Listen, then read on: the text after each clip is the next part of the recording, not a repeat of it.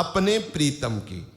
जैसे श्री राधा बाबा को श्री कृष्णचंद्र जी ने अनुभव कराया कि भाई जी से हनुमान प्रसाद पोद्दार जी का ढांचा मात्र भाई जी है, अंदर मैं ही मैं हूं। अर्थात अब मेरा ही केवल आधिपत्य है, कहीं किसी कर्म का, कहीं स्वभाव का, किसी भी तरह के अहम का अब इनके अंतःकरण में आधिपत्य नहीं, केवल मैं ही मैं हूं। अब वो उपासक कठपुतली हो जाता है। जैसे जड़ कठपुतली को नट अपने इच्छा अनुसार नचाता है, कठपुतली कुछ नहीं बोलती, नट बोलता है।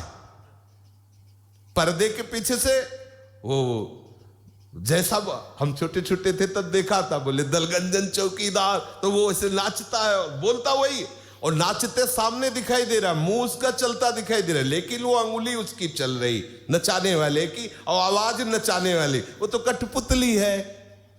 ऐसे ही वो भक्त हो जाता है। भक्त की वाणी श्री कृष्ण की वाणी, भक्त का इशारा श्री कृष्ण का इशारा। जो इस कोटि का महाभागवत, वो कुछ भी नहीं बोलता, श्री कृष्ण बोलते हैं उसमें बैठ करके।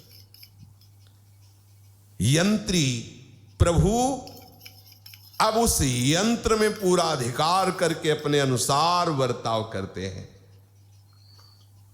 सच्ची मानिए, केवल हमारी श्रद्धा पवित्र होती चली जाए तो ये जो महाभागवत जन है, इनके बाहरी ढांचे को ओढ़ करके प्रिया प्रीतम डोल रहे हमारी आंखों के सामने।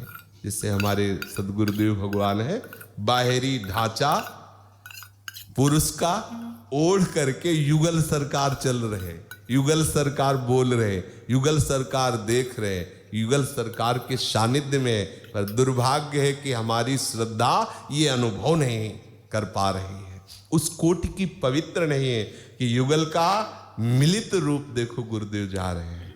ऊपर से जैसे ये चद्दर पीली, ऐसे वो पांच भौतिक शरीर की चद्दर ओढ़े हुए युगल सरकार चिदानंद विलास कर रहे हैं।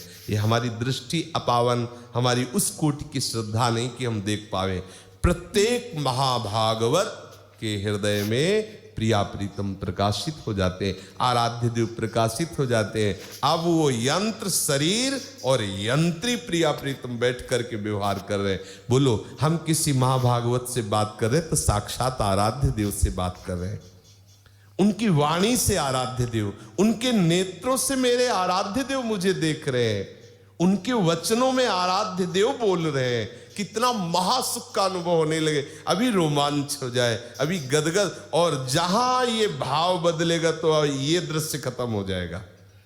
आपको वही दिखाई देगा, गोरी सावली कैसी जूरी मुस्कुरा रही सामने।